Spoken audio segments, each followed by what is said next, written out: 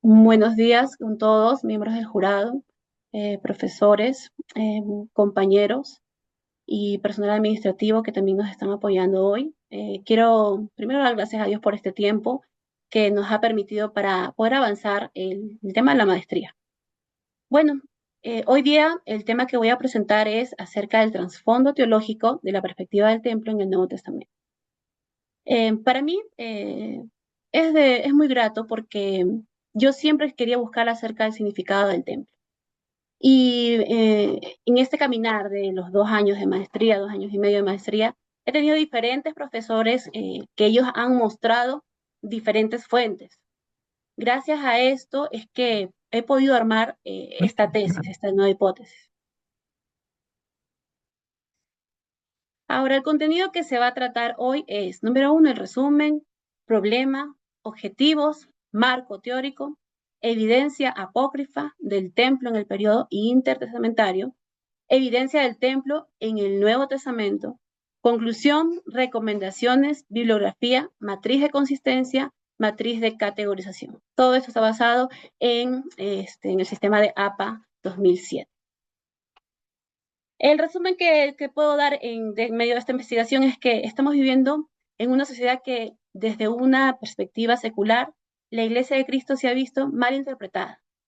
¿Por qué? Por no conocer el trasfondo del cual viene y entender cuál es su verdadera perspectiva bíblica acerca del templo, de la adoración a Dios y ayuda, y este tema de que cómo puede contribuir para que el creyente pueda fortalecerse. Ahora, las palabras claves que voy a dar es templo, adoración, apócrifo, pseudoepígrafo, iglesia. En el caso del significado de cada una de estas palabras, quisiera darlo al inicio. Sabemos que en el tema de APA se da al final, pero sí quisiera dar al inicio porque de repente hay algunos hermanos que no han escuchado de eso. En cuanto al templo, dice que el segundo desarrollo de la adoración en el Antiguo Testamento fue en el tabernáculo. Esto habla el autor Denver. Después fue reemplazado por el templo. Primero se llamó tabernáculo. En cuanto a la palabra adoración, otro autor, él menciona que viene de la palabra hebrea que significa shahá.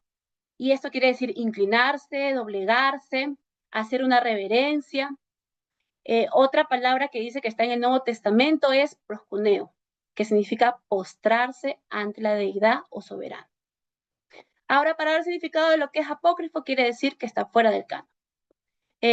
Son palabras que vamos a usar dentro de esta investigación. El pseudoepígrafo quiere decir que se atribuye a un autor que no es verdadero. Y en cuanto a la palabra iglesia o eclesía en griego, puse la definición que tiene Berkov, que él dice que la preposición en eclesía manifiesta que es algo que está dentro, que está vinculado, que prácticamente está llamando a los escogidos para que permanezcan, ¿a dónde? Fuera del mundo y de su humanidad. Ahora vamos a ver el problema en sí. El problema principal es el que está en el centro. ¿Cuál es el trasfondo teológico de la perspectiva del templo en el Nuevo Testamento? De este problema principal ya vienen los problemas específicos, que es lo que se va a tratar de responder. Número uno, ¿cuál es el rol de la tradición judía? Número dos, ¿cuál es la influencia en el Nuevo Testamento del trasfondo del templo que estamos viendo? Y número tres es cuál es la teología del templo en la perspectiva del Nuevo Testamento. Básicamente esto se está abordando con una visión teológica y también se está usando materiales que están fuera del canon. No quiero que también se alarmen porque parte de llevar una maestría es estudiar estos libros, es entrar a este mundo que de repente para algunas iglesias dice, no, eso es pecado, eso no se hace. Pero sería bueno tener todas las perspectivas en el conocimiento, aunque sabemos que este material es no aceptado. En cuanto a los objetivos, se van a dar tres. El desarrollo del trasfondo teológico en la perspectiva del templo, describir el rol y luego también demostrar cuál es la teología. Ahora acá ya venimos un poco más a lo que es el marco teórico. Y bueno, En cuanto al templo, sabemos que es un tema muy amplio, que abarca los dos lados, Antiguo y Nuevo Testamento. Pero acá solamente se va a mencionar que hay una vinculación progresiva. Y aquí yo puse a este autor, a Wegner, que dice que el santuario del tabernáculo era el lugar en que moraba el Señor en medio de Israel durante su viaje desde el Sinaí hasta el Canaán, incluso después de conquistar la tierra hasta la época del templo de Salomón. Ahora, ya vemos más adelante que David no pudo construir casa para el Señor, pero esta tarea fue encomendada a Salomón. Él edificó casa, la hizo con todos los materiales que recaudó David, y así fue comenzando esta nueva relación entre Dios y el hombre. Pero esta relación estaba separada, porque sabemos claramente que el templo era dirigido por el sacerdote y que tenía varios lugares, ¿no? El lugar santo, el lugar santísimo. Luego, más adelante, vemos que hay una resultante teología del Nuevo Testamento, porque ya estamos avanzando. Y esto es la revelación progresiva de Dios, que que se refiere a la comprensión de Dios y su voluntad revelada, de manera gradual, a lo largo del tiempo, ya sea a través de eventos históricos, profetas, textos sagrados y experiencias espirituales. Ahora, ya yo quisiera entrar directamente con las evidencias que estoy planteando en esta investigación. Tengo evidencia apócrifa acerca del templo.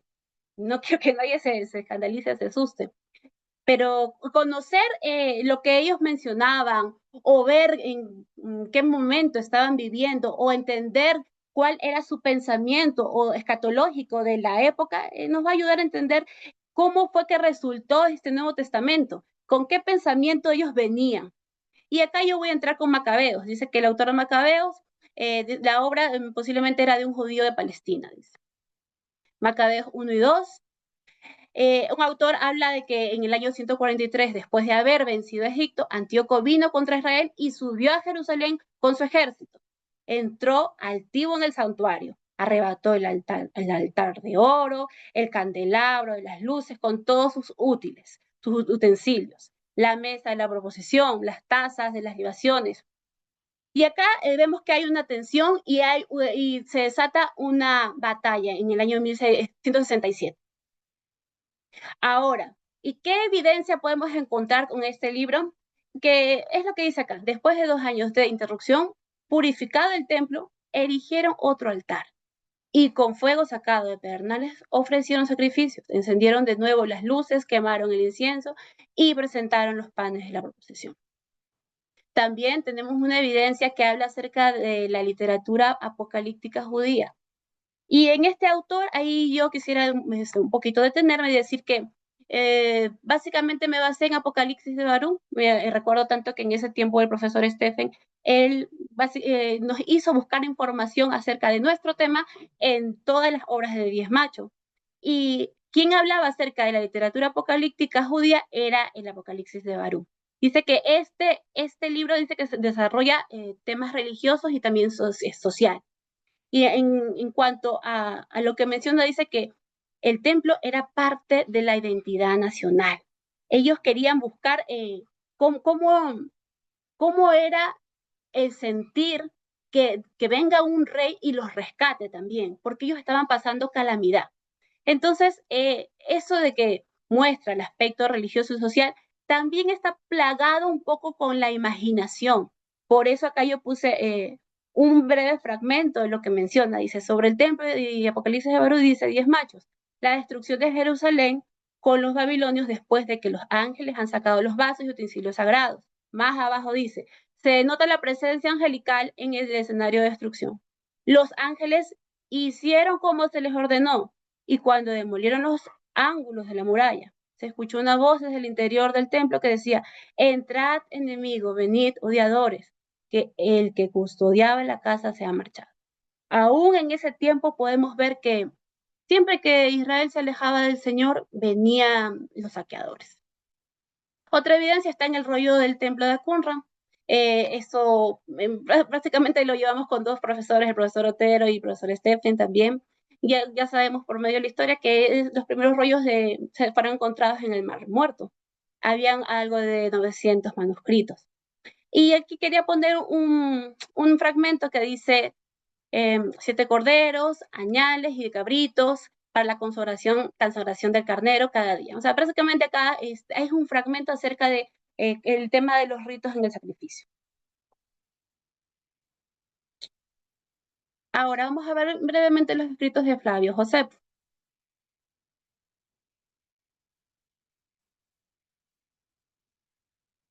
Ahí dice, porque Dios se lo había anunciado, que si contravenían el deber de rendir culto a Dios, sufrirían calamidades, de suerte que su país se llenaría de armas hostiles, sus ciudades serían asoladas, su templo sería incendiado, y que ellos, después de ser vendidos como esclavos, servirían a hombres que no tendrían ninguna compasión de sus congojas, y que luego se arrepentirían sin que este sentimiento les sirviera de nada.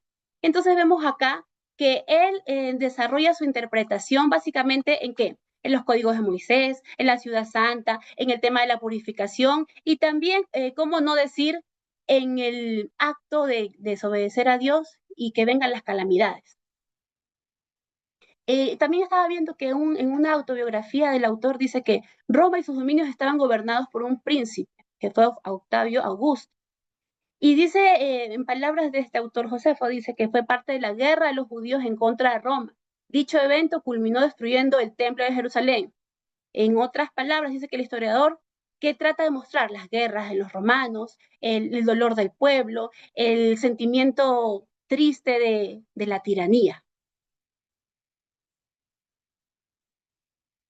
Ahora, ¿qué vemos acá en los rituales y ordenanzas de la Mishnah? Bueno, sabemos que la Mishnah son tradiciones orales. Acá básicamente muestra un pequeño fragmento donde dice cómo tenía que ir vestido el sacerdote para ministrar en el templo. Y dentro de estas tradiciones también hay tratados eh, que, que prácticamente dice que iban de la mano con la Torá. Sabemos que es el Pentateuco, ¿no? Iban de la mano con la Torá y que estas tradiciones iban impartidas de generación en generación. Básicamente la utilizaban mucho los fariseos y ellos mucho meditaban en estos fragmentos. Ahora vemos los fragmentos de Filón sobre el santuario. Dice que Filón presta mayor atención ¿a qué? A la creación, a la ciudad, al tabernáculo. Y dice exactamente aquí, basado en el siguiente texto, dice, y me lo haréis según todo lo que te mostrare en el monte del tabernáculo y el modelo de todo su mobiliario. Filón, como ya sabemos, este es un autor que era muy estudioso, que estaba buscando también hacer comparaciones. Y dentro de esta investigación me llevé con la noticia, bueno, de que Filón habla acerca de que el templo tiene un parecido a la creación. Más adelante, el autor Greg Bill también habla de esa comparación con la creación. Dice que hay un paralelismo en estos pasajes donde se habla de la construcción de la ciudad y con la construcción del tabernáculo y la construcción del mundo. Y todo esto sirve para identificar que el deseo de Dios es estar con la humanidad. También me llamó la atención que él dice, se llama al mundo morada sensible de Dios. Habla de los dos templos de Dios.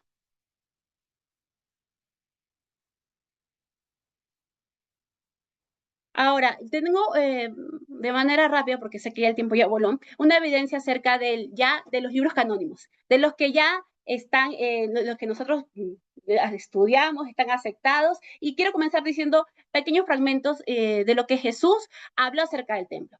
Vemos acá en Mateo 21, del 15 al 18, se observa que Jesús estaba enérgico y él expulsa a las personas que estaban vendiendo. Incluso en el tiempo de Jesús seguía la corrupción. Y él lo que básicamente está haciendo es un llamado a las personas a la santidad, a la purificación. También vemos otra evidencia que de Jesús ante el consejo. Dice que él se le interroga y le preguntan, ¿tú eres el Hijo de Dios? Y él dice, sí, yo soy el Hijo de Dios. Al decir estas palabras, él cometía blasfemia. Entonces, básicamente a él no lo aceptaban como el maestro. Y acá, por eso es que pongo que hay una perspectiva teológica que muestra que Jesús enseñó esa autoridad y esa divinidad. Vamos a ver qué es lo que habla un nuevo lugar de adoración, porque este tema del templo no se puede solamente quedar en paredes. ya entramos al Nuevo Testamento, ya hay un quiebre, hay un cambio radical, y entramos a esta historia que conocemos que es de la mujer samaritana. Dice que enfatiza la importancia del lugar sagrado, como era el tiempo de Jerusalén. Acá básicamente se dice que trasciende las barreras culturales y que la nueva forma de adorar es en espíritu y en verdad. Ahora vemos también la evidencia de la teología del templo en los reportes de Lucas, que él da, dice que una perspectiva de autoridad divina, pues se presenta a Jesús como el Mesías y el Hijo de Dios, y que él es el sacerdote. También el trabajo de investigación muestra un análisis exegético un tanto profundo acerca de este versículo, 1 Corintios 3:16, que dice que vosotros sois el templo de Dios. Y acá, bueno, está el contexto de cómo se dio. Dice que la iglesia de Corintios estaba enfrentando varios problemas de divisiones en el contexto social. Ellos creían en el templo de Afrodita, en la inmoralidad sexual, y en el tema literario, que es una de las cartas escritas por el apóstol Pablo, y él habla y enfatiza la unidad y la santidad. Ahora, en el análisis mismo del término, a mí me gustó, la verdad, porque se nos recuerda a nosotros que somos el naos. El naos es el templo. Y si usted ve del lado donde está el versículo en griego, hay dos palabras que están juntas y se parecen, pero no es lo mismo, que es tereie, tereie, tereie. Y hay otra palabra que es terei. Y estas dos palabras dice una, que el Señor está mandando que todas las personas, que los creyentes en Cristo Jesús son templos de Dios, pero que habla en dos tiempos. El primer tiempo dice que en este presente no podemos vivir en corrupción. Y también habla de la siguiente palabra, que en el futuro no debemos corromper al templo de Dios, y que ese templo de Dios eres tú. Comentando acerca de Graybill, acerca de evitar, él dice que el propósito del templo abarca la continuidad del el Antiguo y el Nuevo Testamento. Y al final de todo, muestra de que hay un templo espiritual en las personas y que la misión del creyente es extender la presencia de Dios. Un nuevo santuario para adorar.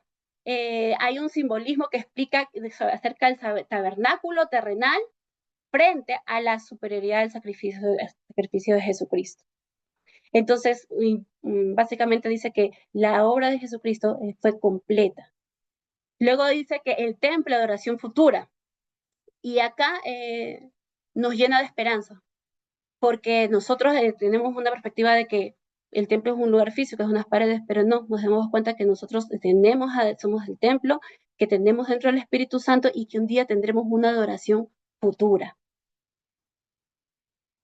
Bueno, conclusiones. Número uno, Jesucristo se enfatizó, fue enfático que Él cumplió todas las promesas y que por medio de su resurrección reconcilió a la humanidad con Dios. Número dos, que esta literatura intertestamentaria, aunque es de producto ficticio, nos sirve para ver cuáles eran los pensamientos en la época. Número tres, la interacción de Jesús en el templo, especialmente al expulsar a los vendedores, destaca su autoridad y el llamado a realizar una oración auténtica. Número cuatro, el encuentro de Jesús con la mujer samaritana hubo un quiebre de todo tipo de raza, etnia o que fuera de otra nación. Número 5, Lucas presenta el templo como un lugar de reunión y enseñanza para la primera comunidad cristiana, que es en Hechos 2. Otro punto de conclusión es que Pablo reinterpreta el significado del templo y lo equipara con el cuerpo de Cristo, y él resalta la presencia del Espíritu Santo en la comunidad. Número 7, que las cartas de Hebreos presentan a Jesús como el sumo sacerdote, que él ofreció un solo sacrificio por todos. El último punto de conclusión es que el Apocalipsis presenta visiones del culto celestial, y eso está más explicado dentro de la investigación. Es muy poco tiempo para seguir comentándolo, pero dice que transcurre en el trono de Dios, y yo quiero que todos tengamos una mirada profunda, una mirada futura, porque esto trasciende a nuestra adoración futura que un día tendremos. Esta adoración que nosotros manifestamos en la iglesia, un día va a terminar, pero de ahí nosotros continuaremos en nuestra adoración eterna. Y esto es algo escatológico y esto es algo que nos llena de fe. Ahora, como recomendación, número 1, que la iglesia debe valorar la presencia de Dios en la comunidad. Número 2, que debemos de volver al diseño de Hechos 2, en donde se debe apartar de la corrupción, compartir el pan, ayudar al necesitado y vivir en comunión. Perdón. Y número 3, que la iglesia debe vivir como templo del Espíritu Santo. Hay una frase que usó N.T. Wright, que él dice la treu. Esa la treu quiere decir que es adoración, y la adoración va conectada al servicio. Por lo tanto, nuestra adoración a Dios es un constante servir y es permanente. Aquí está la bibliografía, acá está la matriz de consistencia, evidencias del templo, pasajes específicos, revisión de textos, acá está la matriz de categorización y muchísimas gracias.